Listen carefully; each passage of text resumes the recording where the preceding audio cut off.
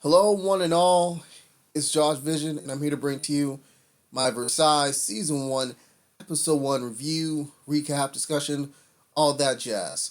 So, pretty much we begin this episode with, a few paragraphs or so, pretty much letting us know the situation, what's going on at the present time in regards to the episode. So, we know that King Louis the 14th has been reigning essentially since he's been 4 years old. But his mother has been the leader of the Council of Ministers, who's really been running shit, since Louis been four. At this point in time, Louis 26, and his mother has just recently died, and due to her death, now the nobles are trying to seize power. So they're trying to basically overtake Louis. So we begin this episode with Louis sleeping, and we have his loyal, I think his number one command, Bontim. I believe it not Bon, is Bontips, Temps. I believe is King Louis' number one man. He sort of sleeps at King Louis, like pretty much the front of his bed, and Louis having this dream, and he's having this dream about his mother. His mother, for some reason, is bleeding from her breast. I don't know why. We can see that his brother is actually there. Philippe is there, and he's mourning her. But it seemed like she's kind of oblivious to Louis. She's speaking directly to Louis, and she says to Louis, "Are you afraid?" "Well, you should be, because I'm dying. And as soon as, since I'm dying, the world's on fire now." She pretty much says to Louis, continuing on, that it's important to know history, because by knowing history that you see the tragedy that tends to happen to kings, the bullshit that tends to happen to kings. She says to Louis that you are blessed by God. You are, also as well blessed by the sun. But you don't possess it. You don't possess it yet. And then she quickly clarifies that he doesn't possess the power. And it's in order for him to possess, he has to have the power. Because if he doesn't have the power, we'll let people see that he has the power. That all Louis will be taken down, as well as the rest of France. So while this is going on, there's a little bit of a montage with Louis and this beautiful woman. I think her name is Valerie, but I'm not so sure. Then again, so we're continuing on, and him and Valerie, they're having a good time. They're going through the halls, and his mother's voice, over continues on by saying that pretty much that a king without a castle is no king. You dream of paradise, but in order to get paradise, in order to achieve your paradise, you must build it. You must earn it yourself. And then, and only then, will people see the true greatness of King Louis. And pretty much the montage ends with King Louis and some sexual healing, activity with the girl while she's riding him up and down like a pogo stick. But anyways, Louis wakes up from his dream, and we see that his protection, his guards, whatever, are trying to get him away. And he doesn't know who these guards are. And can you blame him? He's a fucking, king. He probably has like hundreds upon hundreds of, different guards, whatever. So obviously there's a storm going on, and we find out that he's actually in his brother's actually in his father's lodge. The year is 1667, and ironically, there's a thunderstorm, they're in Versailles. So everyone's kind of panicked. Felipe is giving some oral to his lover. He leaves immediately, whatever, after he's done. So we see Philippe enter the room where everyone's at. Bontips, um, Louis, as well as some of the ministers of the council, all that stuff. So Louis wants to know what's going on. Philippe lets him know that there was four people who were plotting to kill him, and I also believe Bontiff interrupts Philippe and says that Fabian Marshall is on the way. He's pretty much dealing with those people as we speak. So this is probably the only time in this episode in which Louis is truly seen as vulnerable and scared. So Louis pretty much tells his brother Philippe to let all the people just leave. Pretty much tell them all to go except for him, Philippe, and Bontiff. So they all leave, and Louis mentions the fact. No. Philippe mentions the fact. I think he asks Louis. He said, "Did you have that dream again?" And Louis mentions the fact that, that he missed the fact that, yeah, he did have the dream. It's obvious he's really broken up. He missed the fact that Philippe got the chance to see their mother before he died. And Louis clearly is in his feelings about that. And Philippe's like, well, you're the king. And that pisses off Louis. And then Louis says, not everything's all about you. And he shoves Philip. And Philip is like, you know what, fuck this. I want to leave. But Bonfil's like, listen, the king didn't say for you to leave.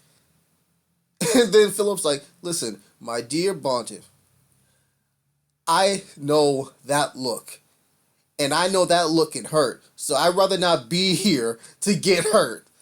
And Louis mentions the fact about how if the traitors want him, let them try. Let them try to come get him.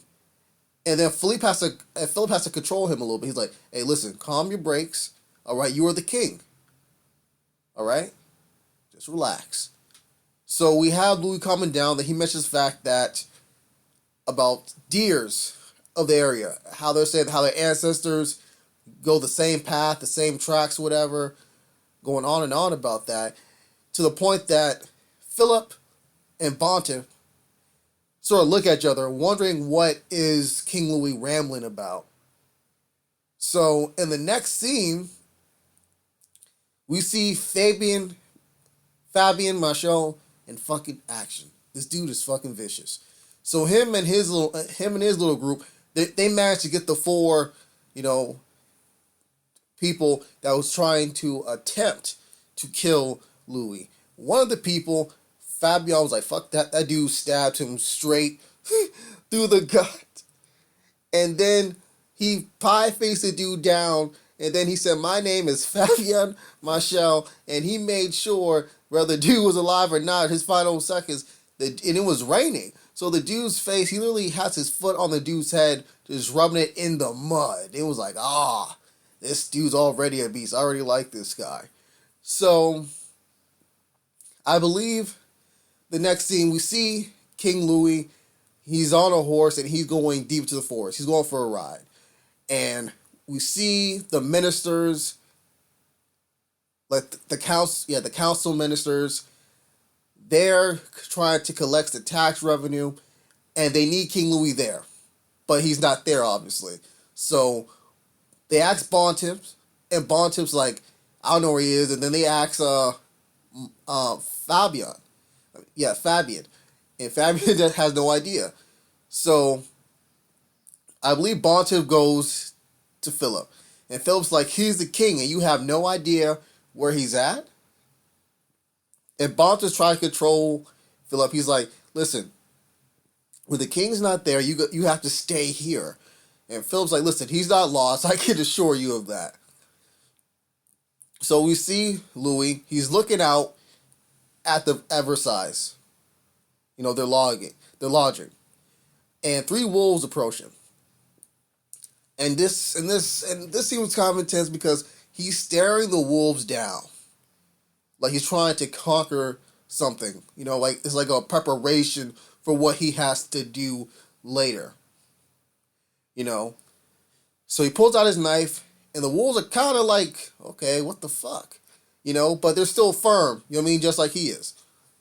But Philip comes and he shoots the gun off in the air, scares the fucking wolves away and shit. So Philip said, "What the fuck are you doing? You almost died, you know." He said, "We can't afford for you to die. We best make our way back, back to the log and back, whatever." And Louis mentions to Philip that, listen, I'm trying to drag us out of the Dark Age. We need to make Versailles the capital.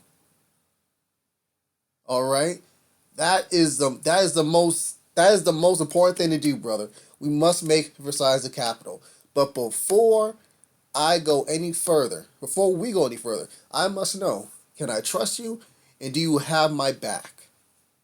And it was kind of interesting when he said that because literally Philip was right behind him, and as you see as I go through the episode, they seem to have this love hate, relationship with each other, like some brothers do, or most brothers do.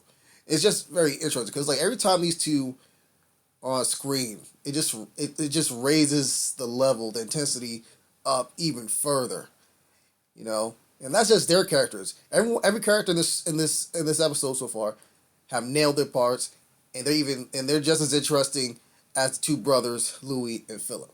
So, anyways, we have Philip and Louis returning back, to Versailles, and they're kind of met on the way there by Bontemps and Fabian, and the rest of Louis', security essentially. So, let's get to the good shit, the even better shit. So Fabian has one of the prisoners in the dungeon. Well, he has two of the prisoners in the dungeon. So I think I forgot to mention this part when he killed the other guy, when him and his group caught him almost entering, the lodging. So he has a letter, and it seems to be some type of coded letter. So he's wondering. He asks one of the prisoners, who looks beat up as shit. The dude's bloody, all messed up. The other guy, I swear, his eyes like been swollen shut. So Fabian's like, listen, give me a name. Who's the one that sent you? Who's the one that allowed you to get this far into this place? So the guy's like, I don't know the name, yada yada. And Fabian's like, oh, so you want to play this game? All right. So Fabian has all these weapons of torture.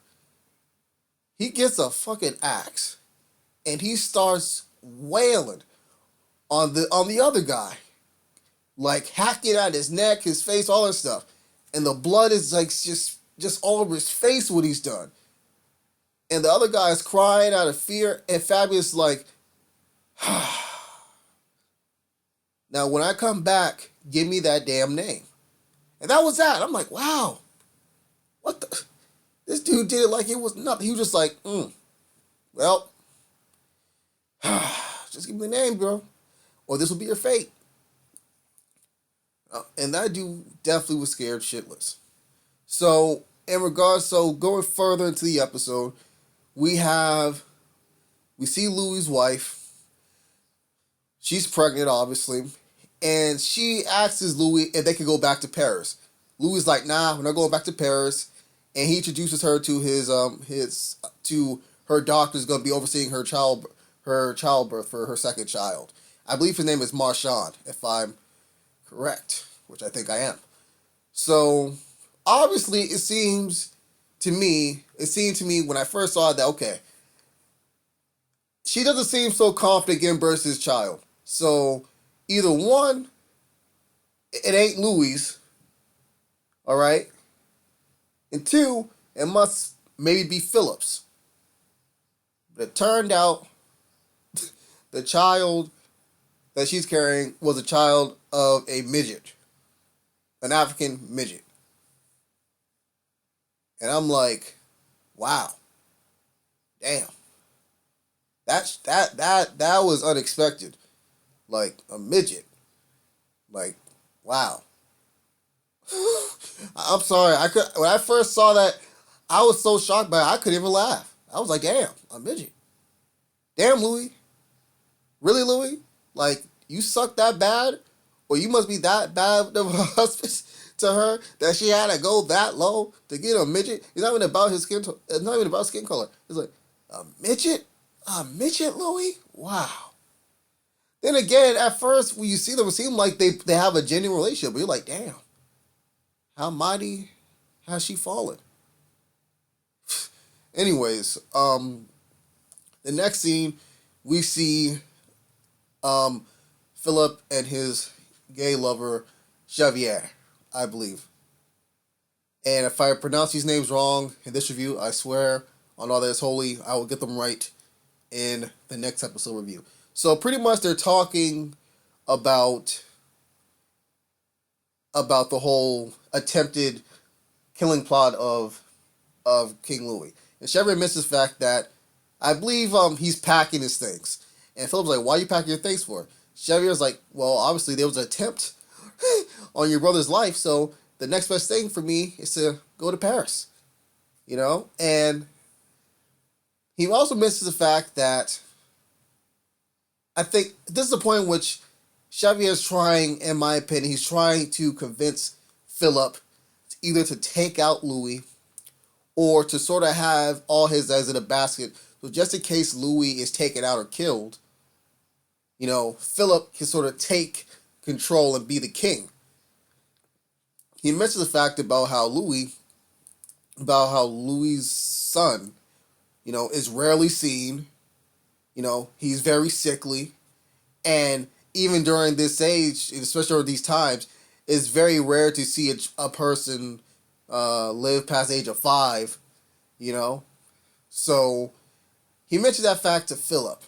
So when he's saying this over and over again, I'm saying to myself, okay, so maybe he's trying to egg Philip on to have like have a child, like have a male heir. But I'm saying to myself, okay, is he even married at this point?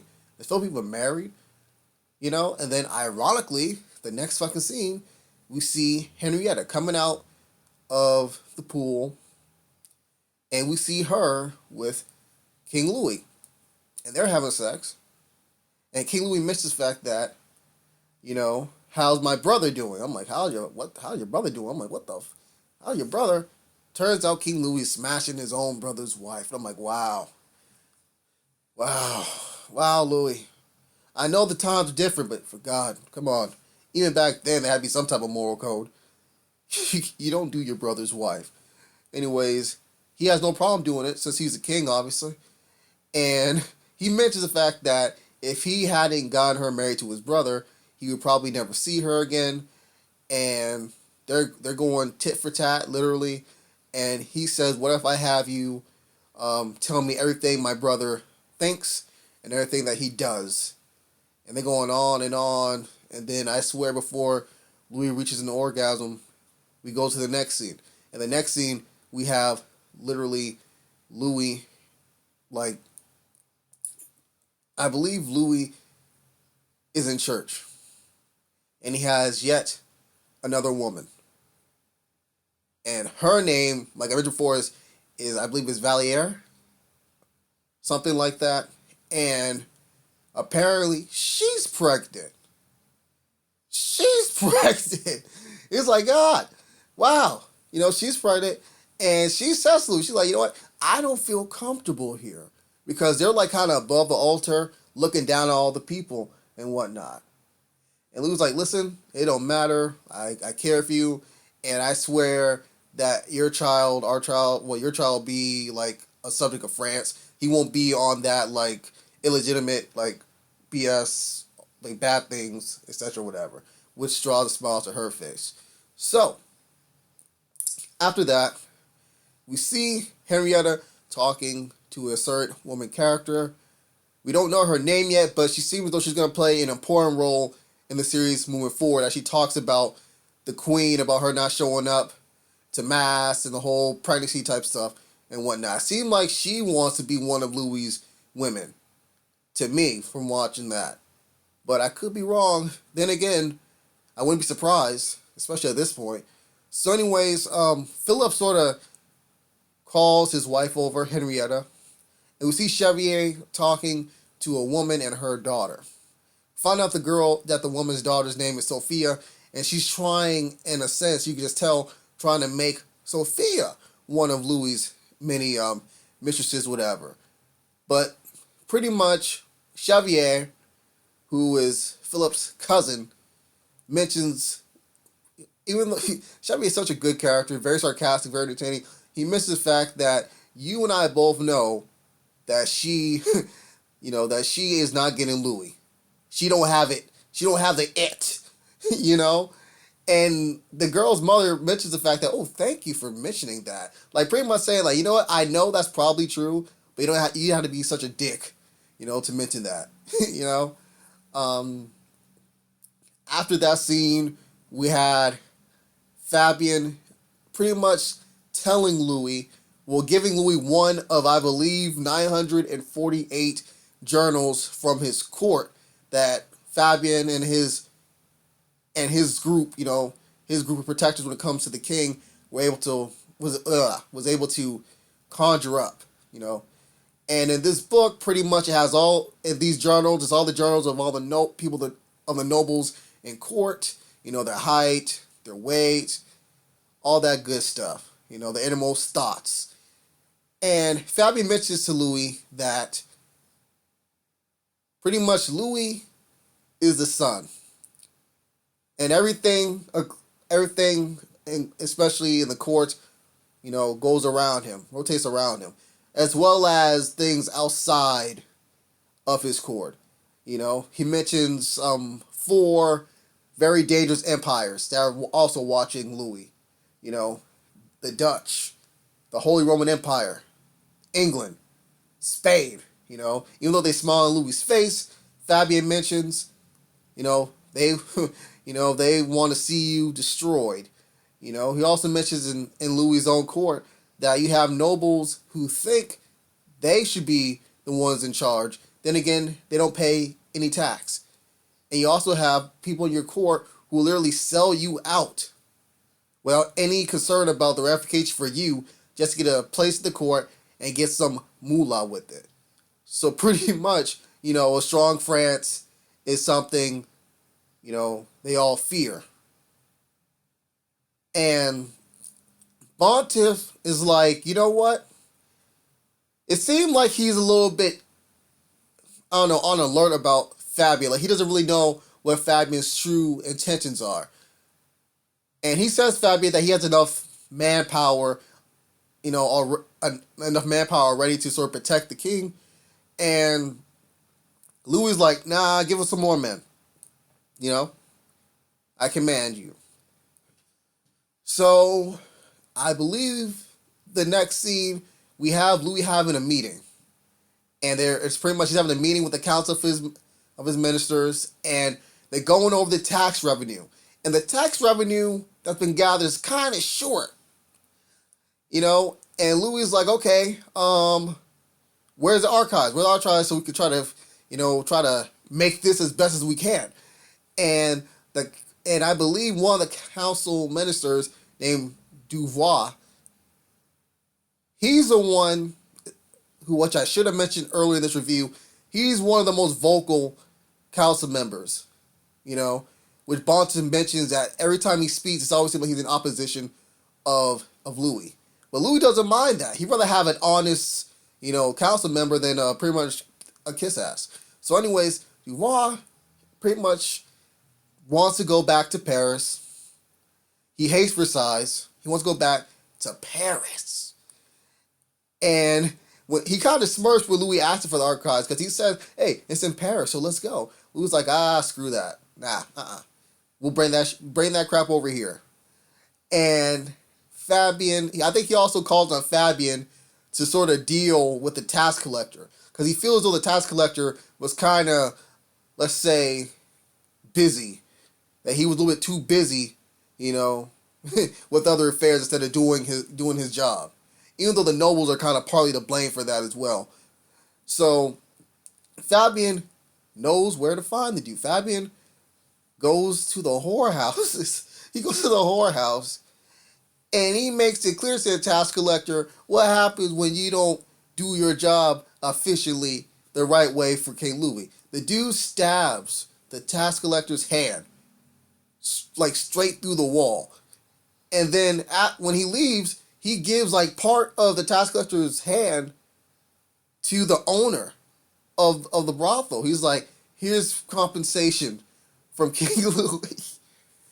So after that, we have Fabian pretty much telling King Louis that the 4 prisoners that were in, the dungeon, they were Spaniards, and that they thought they were going to have a place in court, whatever, in order to get the information on Louis and ultimately kill him, and by I believe some type of payout, which has something to do with Monsieur Montague, and that would explain Montague, I believe, and that would explain why Montague was so pensive, why he was so kind of fidgety and nervous throughout this and throughout pretty much the majority of this fucking episode. Even when he was called in amongst the many people when the attack, the supposed attack on Louis was supposed to, that was apparently about to take place if Louis wasn't moved from one room, to the other. So that would explain that. So Fabian's like, okay, let me deal with him now. And Louis like, nah, it's not really that big a deal.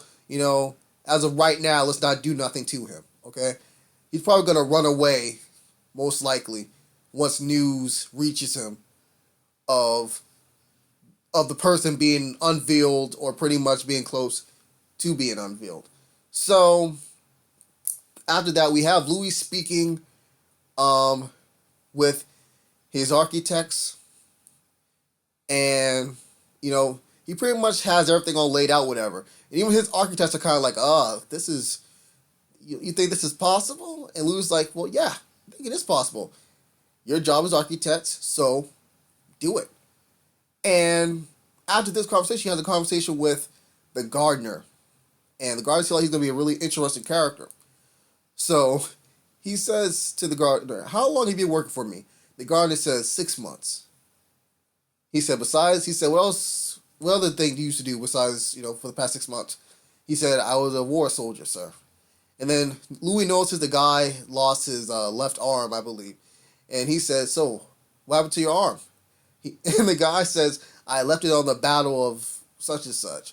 And Louis is like, how unfortunate. So he says to him, I believe the guy says, I'm good at digging, I think Louis says, so you're good at digging trenches, right? And the guy's like, nah, I'm good at digging graves. He said, but in a way, it's similar, garden work and war. It's pretty much beauty, trying to make something beautiful against chaos. And Louis finds this interesting, so it seems though they're gonna have a good relationship because it's like they seem to understand each other to a certain extent. It seems though Louis' father figure is gonna be both his close advisor, which seems to be Bontiff, as well as this guy, the gardener. And the gardener is something very interesting to Louis before he leaves. He's like, I hope your wife has a good pregnancy, and I hope you... He says something about a dream. Louis is like, what do you mean dream?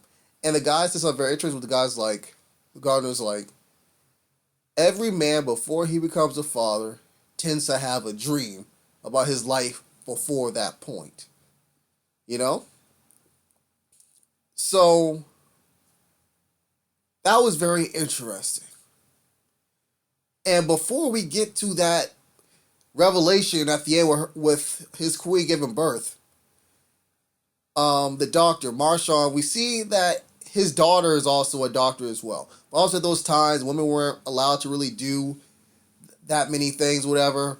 They weren't allowed really to express their opinions for the most part. And we see this whole thing about, I think her name was Clouden or Cloden.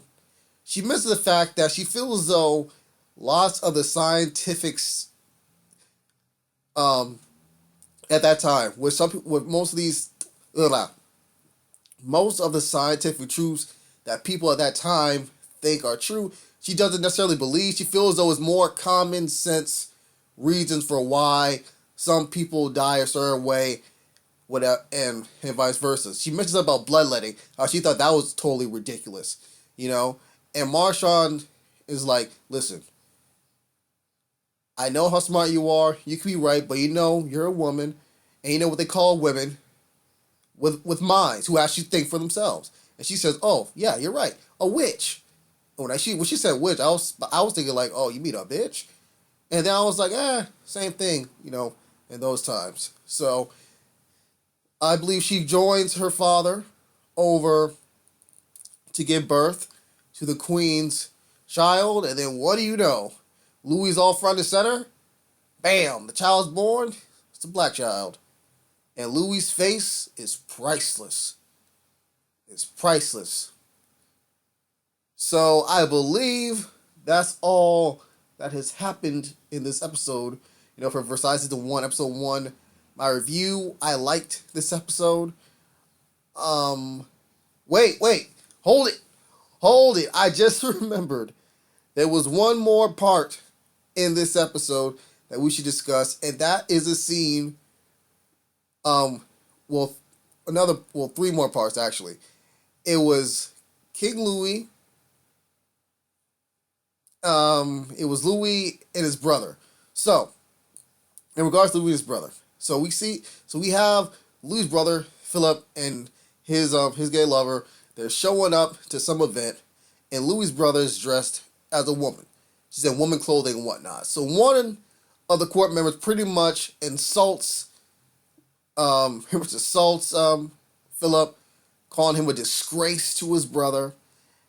And Philip's like, listen, if you disgrace me, you're disgracing my brother. And the guy's pretty much like, I don't care. And this sets Philip ablaze, so him and the dude start fighting. So at this point, while they're fighting, Philip's kind of disadvantaged. The guy is stronger than he is. So Philip gets his knife, cuts the dude, like literally right in between the bridge of the nose and his eye. The dude was bleeding profusely, and Philip starts to beat him with something to the point that his lover Xavier says, "Listen, stop, bro. You proving your point."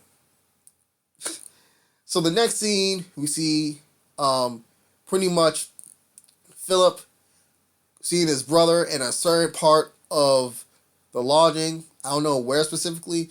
And you see him throwing his shoes pretty much in utter disrespect towards his brother and contempt. And King Louis was like, listen, dude, everything you do reflects on me, all right?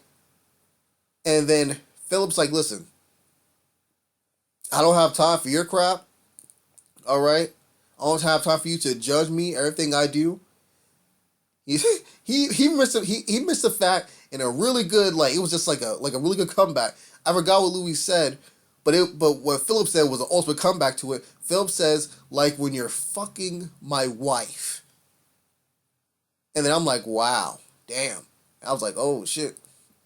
And then Louis was like, well, someone has to. And I'm like, I said, throw some blows, beat the hell out of each other. Let's do this brother style. But then it sort of calms down a bit, and then Philip's like, listen, brother, I'm your brother. You can trust me. I told you I have your back. How about you give me a little bit of, have my back as well and give me a little bit of respect, whatever, And Louis doesn't really respond to that. He doesn't really go into detail about him giving that luxury to his brother, despite his brother giving his luxury to Louis, earlier in the episode. The next scene, we have Philip entering a war meeting. And it's obvious he's kind of late. Louis dismisses, his war meeting and just has Louis and his brother Philip. And it's obvious through this conversation that Philip is kind of a better, at least when it comes to military, he's better than Louis is when it comes to military things. So anyways, I believe Philip says to Louis, because Louis kind of pissed. He said, dude, you spent $50,000 on shoes? And Philip's like, well, you didn't see the shoes, you know? And then Philip's like, anyways, brother, perception is everything, all right? And you should let me lead the army. You should. I'm ready. And Philip's, and I believe Louis like, I don't think you're ready. And then Philip kind of rolls his eyes like, I don't have time for this shit, but whatever, I'll deal with it. So he quickly changed the subject to war. Like I mentioned before, it's obvious at least when it comes to military matters, he's better than Louis is. Because he mentions, like, quite astutely, like saying, how about exposing flanks? That's a no-no. And then he goes all around the table when it comes to like the battle formation and pretty much suggesting which is bad, which is good, and he takes one part, like one of the figures, and King Louis doesn't like that. He's like, give me the piece. And then Philip's like, come get it. Like daring him. Philip's like, listen, do you know who you're talking to? Philip's like, just come get it. Say the magic word. And then Phil's like, we say, give us the damn thing. Pretty much, since he's the king, he represents France, so pretty much you guys get it. So Philip says to him, he gives it to him. And he says, you know what, you were never that good at sharing. And then, after that, we have King Louis explaining Versailles. He says that the Greeks built temples, built buildings huge enough for their gods until to be fit into. He mentions how Versailles is going to be a true wonder, is going to represent our ancient past to the present, show all of our greatness and splendor, and let the world know what France is truly about. So you have Philip and his boyfriend, Xavier. And Xavier, at this point, at first he thought Louis was vulnerable. He thought he was losing his mind. He thought pretty much it would be easy for Philip to take control of shit. And then once he sees that, Louis is still in his right mind, that he has this really ambitious project and thought process with establishing Versailles being the true capital of his empire, instead of Paris. Xavier's like, fuck me. Pretty much like, dang it. I was wrong, and everyone's impressed, and whatnot. So that's all I got to say about this episode. I'm sorry I had to sort of interrupt, and give like an extra 6 minutes, but there were so many things and events that happened in this episode. Thank you guys for watching. Like the video if you can. Subscribe to my channel. Write some comments down below. I'd love to talk to you guys about this stuff, And this is your boy Josh Vision. Adios.